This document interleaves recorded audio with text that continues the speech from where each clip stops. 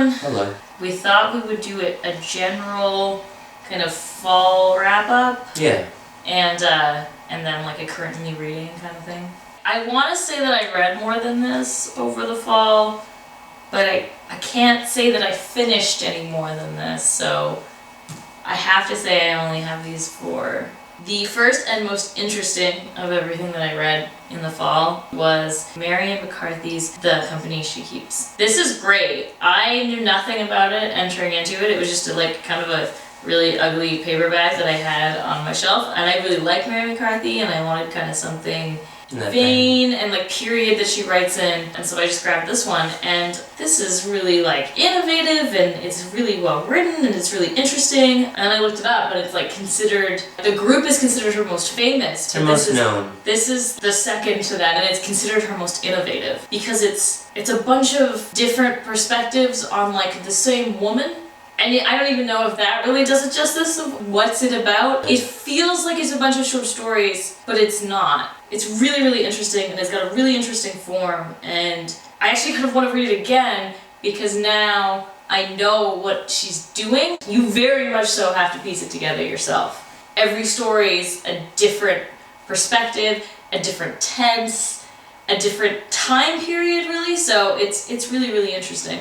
Very interesting, yeah, I want to read that. The next thing that I finished that was interesting was Colette's Gigi and The Cat. I thought this was all one big story, and then it ended up being 2 short novellas. It's Gigi and The Cat, but no, it's Gigi and The Cat. And The Cat. I can't remember. I had some opinions on it. I remember you saying you prefer Gigi to The Cat. Yes. Colette's just, she's in her own class of writers, and if you love her thing, you'll love Gigi. It's really good. I believe Gigi is a film. Adapted into an Academy Award-winning film from the 50s. Is it a musical? It is a musical. Yeah, I don't understand. I mean, I read it, and I'm like, yeah, that's a loose adaptation because it's not happy. The next one is Nicole Krauss, The History of Love. I believe it came up in our previous video. I think you mentioned it, yeah. Yeah, I don't know if I'd already read it or not at that point, but it's one that, I've now gone and tried to find as many of her books as possible. I think that she's an absolutely beautiful writer, and it's a very good book, and she has her own thing that's very beautiful and poetic, and she does some like experimentation with different things thrown in there. It's very good. The last thing that I actually read cover to cover in the last couple months is a reread, and that's Chuck Klosterman's Killing Yourself to Live. I've been sick, I wanted something light. Something you had read. Something I had read. Well, it's not just something that I found interesting and light. It had been a couple years, so I'd forgotten some of it. And I love Ted Klosterman. He is actually like an interesting and smart read. He's not just writing about pop culture. He's not just writing about himself. He's writing about a lot of things. And he does it, yes, in an amusing way, but that doesn't make him any worse of a writer. I don't know if I'd actually necessarily recommend to start Killing Yourself to Live. Like, if you've never read any Chuck Klosterman, I wouldn't say this is where to start because it's very different. They're not individual essays. It's kind of one big story, and it is very autobiographical, and it's quite different from the rest of his stuff. I mean, Sex, Drugs, and Cocoa Puffs is kind of the place to start. Even though it's his most known and the most obvious to say, it's obvious for a reason, and that's because that's where to start. This, I feel like, is a place to go when you like him already and you're used to his style, but you want something a little bit different. I'm pretty into like all ramblings about music, even if it's not really the kind of music I'm into. So there's a lot of like talking about like hair metal bands and Kiss. He goes on a cross America journey looking at like sites where rock stars have died. But that's not really what he's musing about. No. It's more because he's, a fuck up in his life, and it's funny and amusing, and he makes interesting points, and I like it. I like it as a read, and I think if you like his other books, this is kind of a nice, light read that's a little bit different than what else he's done. I suppose it's my turn. Well, anyone who's been following me on Goodreads knows I've been reading a lot of poetry lately. Bit of an understatement. But of the poets I've read the past fall, the 2 that have stood out to me the most are Faye Kicknosway, and I'm not sure about the pronunciation of her name there. What's particularly interesting about her is that she also illustrates, or I suppose they're prints, Yeah, it looks like a screenplay. As on the cover. That's one of hers, and they're throughout. They're a bit accessible in this particular collection. Some of them are rather grotesque in a way I won't elaborate on. You'll have to find out for yourself. The other poet who stands out is Jack Spicer, but I don't have any of his to hold up. He's very interesting in a way I can't quite put my finger on. I think the best way to describe it is to say that I found in him what I was looking for in another poet I read, and the poet was Ted Berrigan. Ted Berrigan is very experimental with form, but he doesn't actually have anything to say. I think I remember you talking about him. Yeah, because I was so underwhelmed. I expected so much of him, but I was so unimpressed that then I came to someone like Jack Spicer, who's not as experimental with form, but you can tell he has a lot of ideas, you know? He, just for the possibilities of poetry. He's a very, like his first series collection is called After Lorca, and it's got sort of a part translation, part reimagining of some of Lorca's poems. That's really interesting. And it's very interesting, yeah. He's fascinating. I quickly read everything. He died fairly young and left a pretty small body of work. So I'm a bit sad to be done with that, but I couldn't help myself. I had to read it all. Otherwise, and again, I don't have him to hold up, but Russell Edson, his short stories, which average about a page length each, they're fabulous. They're very surreal, very absurd, often nonsensical. I don't think I've connected with a short story writer as much as I have with him since Lydia Davis, who incidentally is a fan of Russell Edson. That's it. That's been my fall. Those are some highlights. So now I guess I'm gonna talk about what I'm what's currently. I mean, there's more, but because we've been kind of unsettled over this past summer and fall, I haven't really gotten back into the habit of reading and finishing. I don't know what it is. I got a bit of a reading block. I finished some stuff, but in comparison to how we were a year ago, it's, you know, I'm kind of flailing around a bit. So I have two of my books here are I'm reading because of NaNoWriMo, which is not going as well as last year. Last year was awesome. This year it's pathetic. Oh. But I gave myself like the thing that even if I just read the books, that's better than doing nothing. So the first one is a reread, and that is Joan Didion's Play As It Lays. This is one of my favorite novels. Yeah, it's one of both of her favorite novels. I've read it properly and then skimmed it, and now I'm kind of like half reading it in depth, half skimming it. And the form is so interesting, her starkness. I love how stark of a writer she is. It's incredible, particularly in that context. This is going to sound horrible, but to me, Joan Didion in her fiction writes like one of the boys. In that she doesn't, like, her memoirs, they're beautiful and they're full of emotion, and they're so different than her novels because they're not like that. They're quite removed from the emotion. The characters seem to have very little emotional depth in her actual novels, and Run River and this have a very, like, they're on the outside looking in as much as you are, even though these events are happening to them. It's almost an emotional precursor to someone like Bret Easton Ellis. Yeah. Albeit she's a much better writer. Well, yes. And I hate using that term, like one of the boys or anything, but it's just, she's one of the first female writers that I've come across that has such an emotional distance. Yeah. And in comparison to her memoirs, it's almost complete opposites, which is really interesting. The second thing I'm reading for NaNoWriMo, actually there's quite a few things, but I'll stick to these two, is Kathy Ecker's Great Expectations. I feel like this has been shown like 4 times in the past year on the channel. Yeah, it's so challenging. Yeah.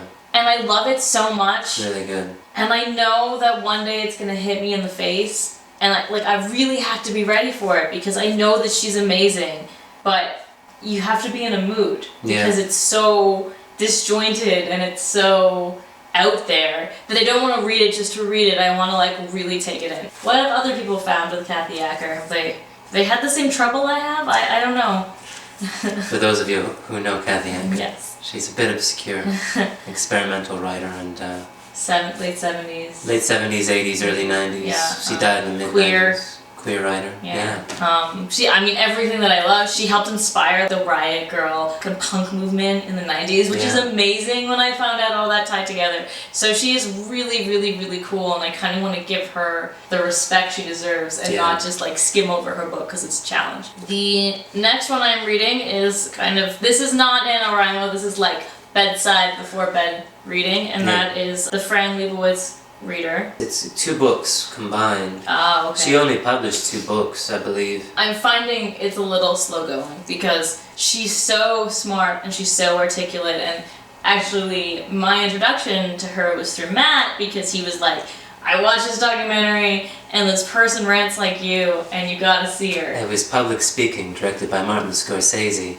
in which he just puts together several conversations with her along with some stock footage, some archive footage of her when she was younger, and some footage of her in conversation with others. Like, one conversation is with Toni Morrison. Yeah, that's a great with whom she's very close friends. And that's the puzzling thing about this collection, is that there's some like racism, which is, and I don't want to be one of those people like, it doesn't really count as racism because it was like the 70s, but it does. And I mean, considering, I don't know if she just like grew up and got an education, but so some of it's a little tough, and some of it's just like a little like, considering she's so smart and open-minded, some of it's kind of closed-minded and judgmental. So I love some of it, but I'm struggling a little bit.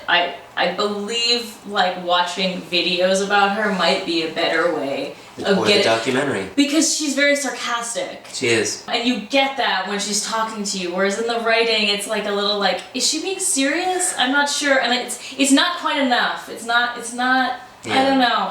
It's not my favorite collection of writing that I've ever read, which was kind of disappointing. The next thing that I'm reading is God, If You're Not Up There by Daryl Hammond, who is the SNL long-term. I think he's doing the voice now. Like he's he's not the best writer. Like, I'm being really hard on Fran Lebowitz, and then I'm being like, Daryl Hammond's book's good. The writing is atrocious. It's horrible. It's quite cheesy.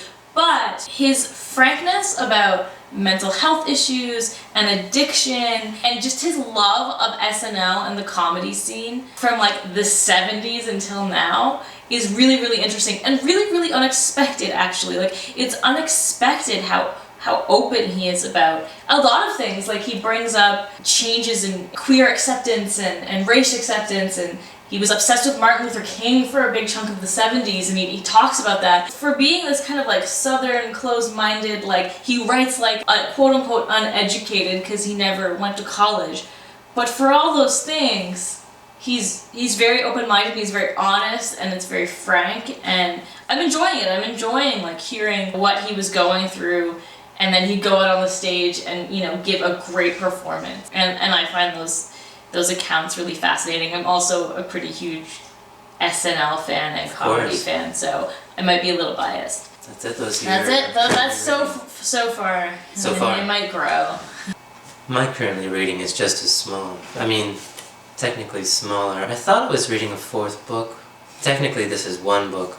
I'm putting these together because it's Gunslinger, which is it sounds like a Western. It's a poem. It's a poem in 2 volumes from the 60s, sort of a psychedelic, I don't know, they're obviously from another dimension or something, and we have our protagonist, who's probably Edward Dorn himself, who identifies as I, so he's saying I, and then he's like, well, my name is I, and so they're calling him I, so everything's then grammatically skewed, and there's a talking horse, there's a talking horse whose name is Claude Levi-Strauss, who that's really great. We know as the philosopher, anthropologist, theorist, great thinker of the 20th century. Yeah. So far, the first volume is better than the second, but they're both pretty fascinating. That's super interesting. It's really weird, it's really interesting, and anyone who likes offbeat poetry should really check it out. So, I gave Matt access to my university library card. Yes. And so hence why, if you've been following his Goodreads, there's just like a slew of weird shit that he's reading. And it's because that's where it all came from. We moved back to town, and I was like, oh, I have like my alumni card if you want to use the library. So this is where he's finding this stuff. So I've been raiding the library. Long story short. Yes. And the other book I'm reading is and Historic by One of my favorites. one of Zoe's favorite books. And another sort of mix between poetry and prose, although it identifies as a novel. It's still very poetic, and I believe she is sort of first and foremost known as a poet, isn't she? Maybe not? I was like 22. I'm sorry. Anyway, she's a Canadian writer. She's very good. I'm enjoying this very thoroughly. I can understand why it's one of your favorites and why you compare her to Jeanette Winterson. Yes, if you're out of Winterson, this is where you move can go. on to Devin Merlin. It's not like they're exactly the same, so you're not gonna like, it's not like it's just gonna be more Jeanette Winterson. She does it her own way. She does, and yeah. She's got her own distinct things that she's good at, but it is in that vein, so. Yeah, they both seem to be driven away from certain conventions, but they do go in their own direction. They do just away from convention, really. But yeah, and both more focus on fantastic. poetry and storytelling and you know, perspective and storytelling and stuff. Certainly, yeah, they're both all over the place. And play with language. Yeah, love that. they both do. It's fantastic. And that's it. That is what I'm currently reading. So, there's our fall wrap-up. That's it. Hopefully, the next one... Next wrap-up, a little more interesting. a little more interesting and possibly a little bit more on schedule. Fingers crossed. Let's hope we don't get any more sore throats, colds, condemned houses. No, none of the above. Alright. Alright. Bye, everyone. Bye.